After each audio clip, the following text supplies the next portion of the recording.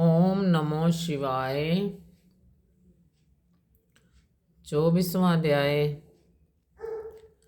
आपका दिन शुभ अति मंगलमय हो। इसी कामना के साथ 24वें अध्याय की कथा का वर्णन करने जा रही हूँ। कल आपने 23वें अध्याय में वेद निधि को लोमश ऋषि के द्वारा देवदूती पर कृपा करके जो विष्णु सहस्त्र का पाठ श्रवण कराया, और आज वेद निधि ने भी फिर विनम्र भाव से लोमश ऋषि से प्रार्थना की कि आप मुझे कोई ऐसी पिशाच की कथा सुनाएं जिसे महात्मा देवदूती की कृपा से पिशाच योनि से मुक्ति मिली थी तथा वह विष्णु लोक को प्राप्त हुआ। महर्षि लोमश बोले कि हे वेद निधि, प्राचीन काल में द्राविड़ देश में चित्रथ नाम का राजा राज्य करता था। राजा चित्रथ संपूर्ण शास्त्रों का ज्ञाता, अत्यंत शूरवीर तथा दयालु था, परंतु समय के परिवर्तन के कारण वह दुष्ट मंत्री के परामर्शदाताओं के वशीभूत होकर उसकी बुद्धि मंद होती गई। उसकी प्रवृत्ति कामुकता की ओर बढ़ती गई। उसने अनेक सुंदरियों को पटरानियां बना लिया। उसके क्रोध में स्वर्ण रत्न की भरमार थी, अतः वह किसी की चिंता नहीं करता तथा काम तथा मद में डूबा रहता।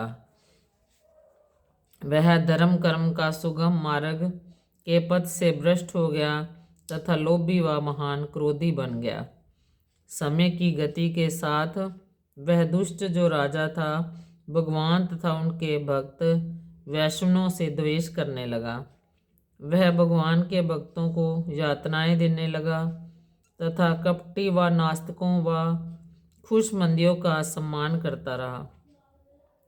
उनको यथाशक्ति दान देता तथा राज्य कोष का दुरुपयोग करता। उसकी समस्त जो प्रजा थी कष्टों के कारण त्राही त्राही करने लगी।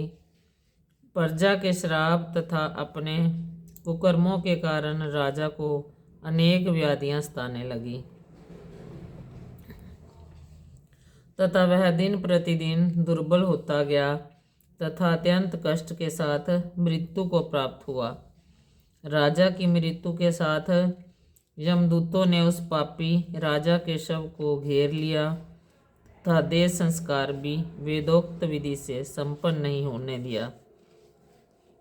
उक्त राजा की आत्मा को देवदूत कोप तथा कष्ट पहुंचाते हुए दहते लोहो तथा कीलों से व्याप्त मार्ग तथा रौरव नरक के मध्य घसीटते हुए ले गए। राजा त्राही त्राही कर उठा, परंतु उसकी कातरवाणी सुनने वाले विशाल जबड़ों वाले श्रृंगाल एवं कुत्ते थे जो उस पर झपटा मार रहे थे तथा वह अत्यंत असहनीय पीड़ा से चीखता चिल्लाता जैसे तैसे यमलोक पहुंचा। यमलोक में पहुंचते ही राजा को नरक में फेंक दिया गया। तत्पश्चात वहां से खींचकर उसे अंधतमस में डाल दिया। कुछ काल पश्चात उसको वहां से निकालकर रौरव नरक में डाल दिया। राजा असहनीय पीड़ा से चीख रहा था, चिल्ला रहा था, परंतु उसकी वहां सुनने वाला कोई ना था। कोख नरक के कष्ट सहने के पश्चात राजा को महाकोख नरक में डाल दिया। महा रौरव की घोर यातना के पश्चात भी राजा को छुटकारा नहीं मिला। तत्पश्चात राजा को काल सूत्र आदि नरकों की यातना के लिए ले जाया गया। राजा असहनीय पीड़ा से मूर्छित हो गया। कुछ काल पश्चात राजा की मूर्छा भंग हुई तथा जैसे ही वह चैतन्य हुआ, उसको उठाकर महाबीची नरक में डाल दिया गया। महाबीची नरक के घोर कष्ट सहने के पश्चात राजा को प्रतापन नरक में ले गया। राजा पीड़ा से युक्त अत्यंत व्याकुल हो गया। तत्पश्चात उसे क्रमशः संताप नरक की यातनाएं सहनी पड़ी। संताप नरक के पश्चात राजा को कामोल नरक ले जाया गया तथा वहां उसको अनेक कष्ट सहने पड़े। कामोल नरक के पश्चात उसे पूर्ति मूर्तिक नरक में घसीट कर ले जाया गया। पूर्ति नरक के दुर्गम भागों से खींचकर तथा घसीटते हुए लोक शकु भगरी यंत्र के दुर्गम मार्ग से ले जाकर शाइली मार्ग के बीच फेंक दिया। शाइली मार्ग के बीच से अत्यंत भयानक नदी बहती थी। उस नदी का नाम भयानक ही था। उस नदी में कुछ समय तक बहने के पश्चात राजों को वहां से उठाकर महाभयानक दुर्दश मार्ग पर ले जाया गया। तत्पश्चात पाप आत्मा राजों को पत्रवन लोक तारकादि नगरों की कष्टमय यातनाएं सहनी पड़ी। तारकादि नरकों की यातनाएं उस राजा को 21 युग तक सहनी पड़ी।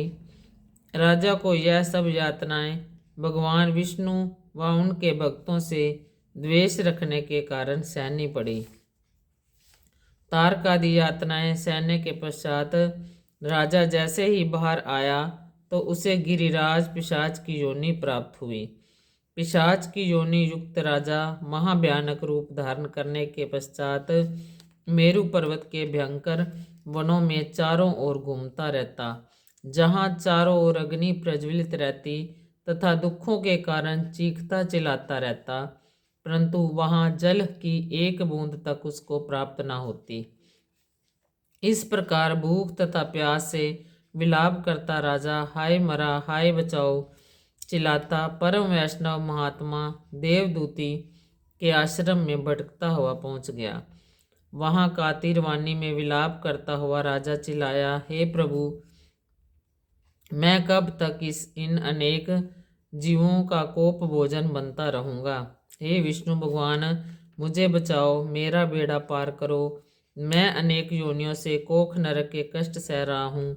मेरा नरक सागर से बेड़ा पार करो, मुझे बचाओ। इस प्रकार दुखों से बिलखता हुआ राजा मूर्छित होकर महात्मा देवदूती के आश्रम के निकट गिर पड़ा। इति 24वां अध्याय। बोल मांग महात्म की जय। इसमें सभी नरकों का वर्णन हो गया है जो कि राजा को सहनी पड़ी यातनाएं। बोल मांग महात्म की जय। कर्पूर घोरम करुणावतारम संसार सागरम भुजगेंद्रहारम सदा वसंतम हृदयारविंदे भवम बहानी सहितम नमामि।